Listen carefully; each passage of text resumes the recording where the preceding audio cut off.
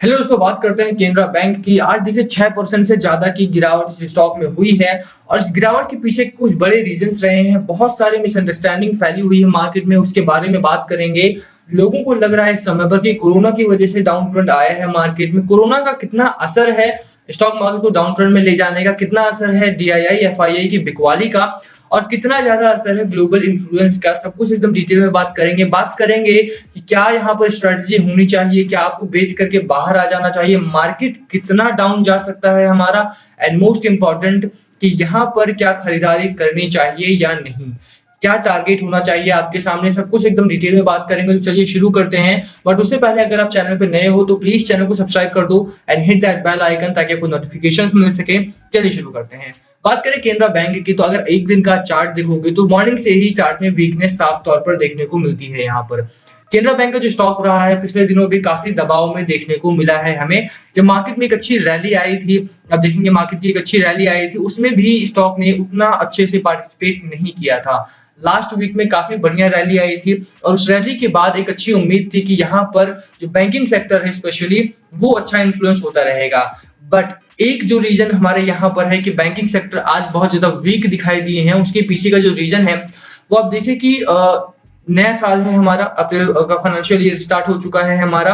अप्रैल का महीना है और अप्रैल 7 को यहाँ पर आरबीआई की एमपीसी पॉलिसी आनी है, यानी कि जो रेट चेंज वाला जो एक कमिटी बैठती है कि इंटरेस्ट रेट क्या होना चाहिए अगले 2 महीने 3 महीने के लिए, उस कमेटी की रिपोर्ट आने वाली है हमारी अप्रैल 7 को। और इसी वजह से यहाँ पर एक रीजन जो है हमारा वो है कि इसी वजह से बैंकिंग सेक्टर में आज थोड़ा सा दबाव देखने को मिला है। आप निफ्टी बैंक को देखेंगे तो हालांकि यहाँ पर 1181 पॉइंट का दबाव अभी भी है, बट मॉर्निंग में यहाँ पर 4% से ज्यादा का डाउन ट्रेंड देखने को मिला था निफ्टी बैंक में। ठीक है, तो लगातार यहाँ पर गिरावट है बैंकिंग सेक्टर में स्पेशली, और भी बहुत सारे सेक्टर्स में गिरावट है, बट सब में अलग अलग रीजंस की वजह से ही गिरावट है। यहाँ पर आप ये नहीं कह सकते हो कि सिर्फ कोविड की सिचुएशन जो वर्स हो गई है हमारी उसकी वजह से प्रेशर बिल्डअप हुआ है। क्यों, उसके पीछे का भी मैं रीजन बताता हूँ आपको। क्योंकि आप देखो कि एक तो ये रहा है कि मार्केट में गिरावट हुई है, साथ ही साथ केनरा बैंक में भी गिरावट हुई है, कोई दो राय नहीं है इसमें। निफ्टी 50 ने एक लार्जर रेंज बना रखी है यहाँ पे 14,250 से लेकर के 14,850 के बीच में, और लगातार इसी रेंज के बीच में निफ्टी 50 हमारा ट्रेड करता हुआ देखने को मिलता है। और आज भी आप देखिए कि उसी रेंज के बीच में ही है। यहाँ पर न्यूट्रल मार्केट बना हुआ है, डाउन ट्रेंड का मार्केट आप नहीं कह सकते हो इसे। वो क्यों नहीं कह सकते हो, क्योंकि आप देखो कि यहाँ पर कोविड सिचुएशन हमारी खराब है, कोविड की बात करेंगे अभी, बट निफ्टी मेटल को देखोगे तो आज 1% से ज्यादा की ग्रोथ निफ्टी मेटल में हुई है। स्टील अथॉरिटी ऑफ इंडिया का स्टॉक हो गया, जीएसडब्ल्यू स्टील हो गया, हमारा मेटल सेक्टर के ऑलमोस्ट सभी स्टॉक्स में एक अच्छी रैली देखने को मिली है आज के बाजार में। और आप देखिए कि अगर कोरोना केसेस हावी हो रहे हैं हमारे ऊपर, बहुत सारे लोग कह रहे हैं कि कोविड की वजह से सिचुएशन जो है वो खराब हो रही है खराब, इसमें कोई दो राय नहीं है। बट ये सिचुएशन पूरी तरह से सिर्फ कोविड के ऊपर नहीं आप मर सकते। ऐसा इसलिए है क्योंकि अगर कोविड सिचुएशन बढ़ेगी तो क्या होगा, लॉकडाउन होगा। लॉकडाउन होगा तो सबसे ज्यादा असर किस पर होगा, सबसे ज्यादा असर होगा डेवलपमेंटल सेक्टर पर, यानी कि जो घर बन रहे हैं, कंस्ट्रक्शन सेक्टर हो गया हमारा, रियल्टी सेक्टर हो गया हमारा, जो गाड़ियों की जो गाड़ियां बनाते हैं वो सेक्टर हो गया हमारा, ऑटो सेक्टर जिसे कहते हैं, उस पर सबसे ज्यादा असर पड़ेगा। और ये सेक्टर ही है जो डिमांड करते हैं मेटल्स की, और तब उसका जो सीधा असर होगा वो मेटल सेक्टर पर पड़ेगा हमारा। तो मेटल सेक्टर अगर हमारा शाइन कर रहा है, मेटल सेक्टर अगर हमारा बढ़ रहा है, इसका मतलब है कि कोविड की सिचुएशन का असर तो है, बट वो उतना नहीं है जितना बाकी लोग समझ रहे हैं कि कोविड के सिचुएशन की वजह से मार्केट क्रैश करेगा इस समय पर। ऐसा होने की संभावना इस समय पर मत रखिए कि कोविड की वजह से यहाँ पर पिछली बार जितनी गिरावट होगी, गिरावट हो सकती है, कोई डाउट नहीं है, क्योंकि 1 लाख से ज्यादा केसेस यहाँ पर आने स्टार्ट हो चुके हैं। ये न्यू डेटा है मार्च 20 का, आप देखिए कि मंथ चल रहा है यहाँ से, और अब आप आज का डेटा देखेंगे 5 अप्रैल का, सॉरी, तो यहाँ पर 1 लाख से ज्यादा केसेस हमारे सामने देखने को मिले हैं। और ये हमारा ऑल टाइम हाई भी आप कह सकते हो, इतने ज्यादा केसेस नहीं आए हैं। लगातार केसेस में एक इंक्रीज ट्रेंड देखने को मिल रहा है हमें, और उसका भी एक असर है, उसका भी एक डर है हमारे सामने। बहुत ज्यादा लोग इस समय पर डर के माहौल की वजह से बिकवाली कर रहे हैं, और उसी का जो असर था वो सेलिंग प्रेशर आज देखने को साफ तौर पर मिला है।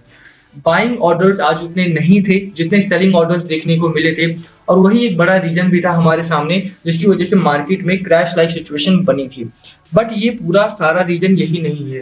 मार्केट में गिरावट के और भी कई रीजंस रहे हैं। सिर्फ कोविड की सिचुएशन को लेकर के ये मत सोचना कि कोविड की सिचुएशन खराब हो रही है और उसकी वजह से मार्केट में आने वाले दिनों में भी बुरी तरह से गिरावट होगी।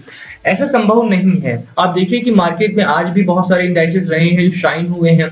ऐसा पिछली बार नहीं हुआ था। लगभग स्टॉक्स में गिरावट हो रही थी। आज देखिए कि 42 स्टॉक्स अभी भी यहाँ पर एडवांसेस में हैं।